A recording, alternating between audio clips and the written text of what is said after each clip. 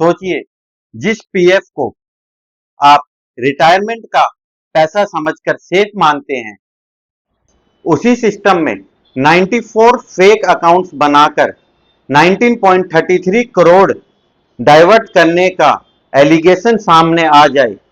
CBI ने Nokia solutions and networks India के 2 employees के खिलाफ 19.33 करोड़ का एलिज्ड ईपीएफओ फ्रॉड को लेकर केस रजिस्टर किया है।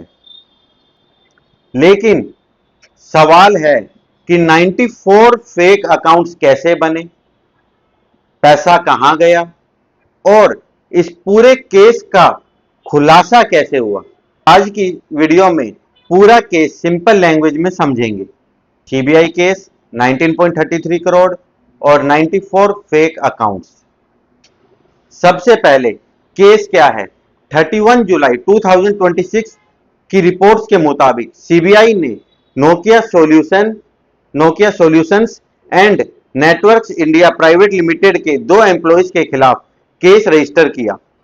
रिपोर्ट के अकॉर्डिंग एलिगेशन है कि 2023 और 24 के दौरान 94 fictitious employees PF accounts create किए गए और उनमें approximately 19.33 crore provident fund money divert किया गया। सीबीआई के केस में 2 नोकिया ऑफिशियल्स के नाम सामने आए हैं। एक हैं वैभव वर्मा, जो पेरोल क्लस्टर लीड हैं, और दूसरे हैं कामराजू मुत्याला, जो कि हेड हैं पेरोल मैनेजमेंट के। एफआईआर में कुछ अनआइडेंटिफाइड पब्लिक सर्वेंट्स और प्राइवेट इंडिविजुअल्स को भी एक्यूज्ड के रूप में मेंशन किया गया है। अब बात करते हैं कि फ्रॉड का खुलासा कैसे हुआ। अब आता है सबसे इंटरेस्टिंग पार्ट। इसकी रिपोर्ट्स के मुताबिक केस की शुरुआत ईपीएफओ के zonal fraud risk management committee की प्रीलिमिनरी इंक्वायरी से हुई। ये इंक्वायरी गवर्नमेंट के CP grams public grievance portal पर आई। कंप्लेन के बाद शुरू हुई इनिशियल 70 सस्पिशियस अकाउंट्स इन्वेस्टिगेट किए गए और इन्वेस्टिगेशन में एलिजेडली पता चला कि इनमें से 66 अकाउंट्स का नोकिया के साथ जेन्युइन एम्प्लॉयर या एम्प्लॉई रिलेशनशिप ही नहीं था। बाद में इन्वेस्टिगेशन और एक्सपेंड हुई और 28 additional non genuine accounts identify किए गए।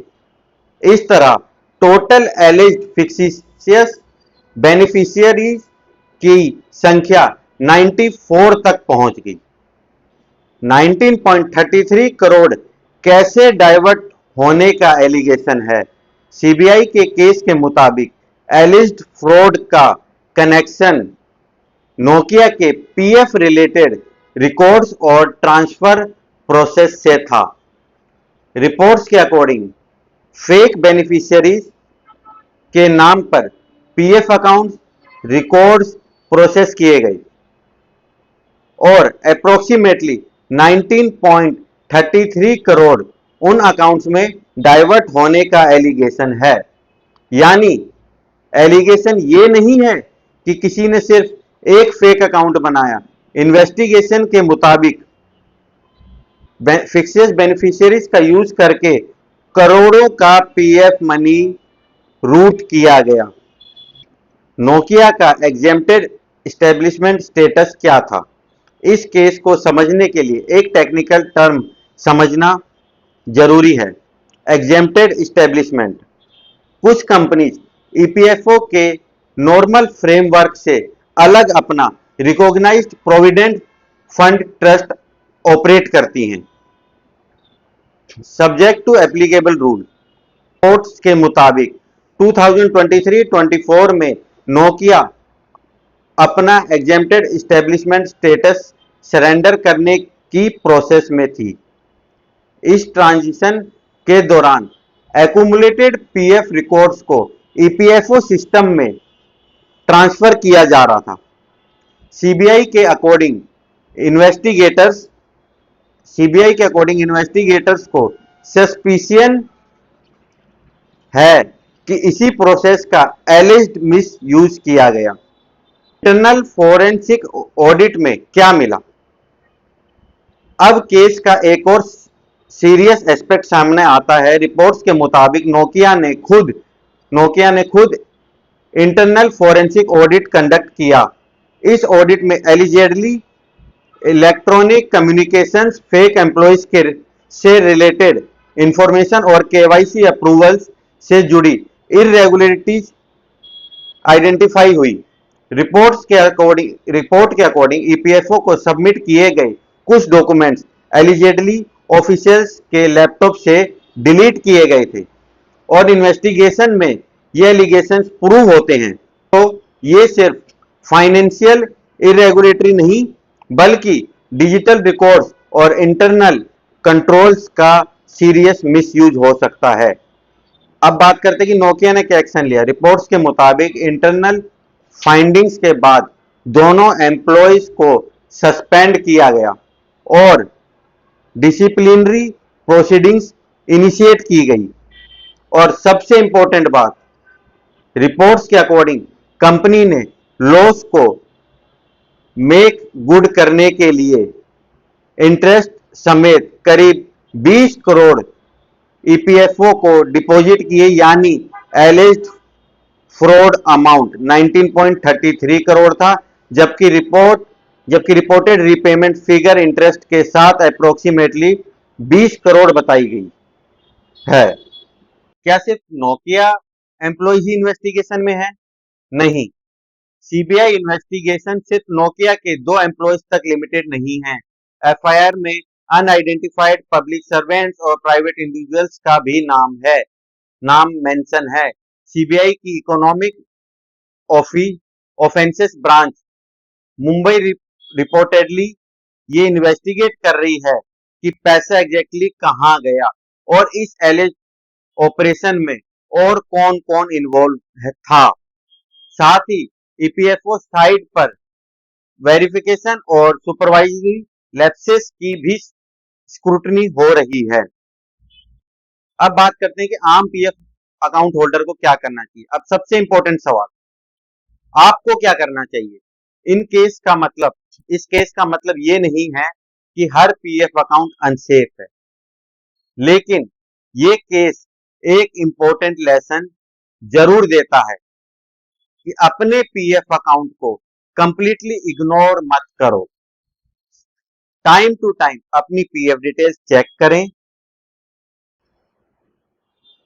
और एम्प्लॉयर कंट्रीब्यूशन प्रॉपरली रिफ्लेक्ट हो रहा है या नहीं, सर्विस हिस्ट्री में कोई अननोन एंट्री तो नहीं, केवाईसी डिटेल्स करेक्ट हैं या नहीं, कोई अनफेमिलियर ट्रांजैक्शन या अकाउंट एक्टिविटी तो नहीं, और अगर कुछ भी सस्पिशियस लगे तो ऑफिशियल ईपीएफओ ग्रीवेंस मैकेनिज्म से वेरीफाई करें। सबसे इंपॉर्टेंट, सीबीआई ने केस रजिस्टर किया है, इसका मतलब ये नहीं कि एक्यूज्ड कोर्ट में गिल्टी प्रूव हो चुके हैं। अभी इन्वेस्टिगेशन चल रहा है, इसीलिए इस वीडियो में हम इसे एलिजेडली 19.33 करोड़ का पीएफ फ्रॉड कह रहे हैं, ना कि लीगली प्रूवन स्कैम।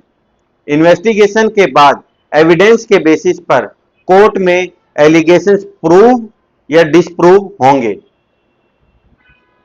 तो दोस्तों, नोकिया पीएफ केस में अब तक जो मेजर पॉइंट सामने आए हैं वो है 19.33 करोड़ का alleged diversion, 94 alleged fake PF accounts और CBI FIR against 2 Nokia employees और इंटरनल फोरेंसिक ऑडिट के बाद इन्वेस्टिगेशन, अब सीबीआई की इन्वेस्टिगेशन ये डिटरमाइन करेगी कि एक्चुअल फ्रॉड कैसे हुआ, पैसा कहां गया और इसमें और कौन कौन इन्वॉल्व था।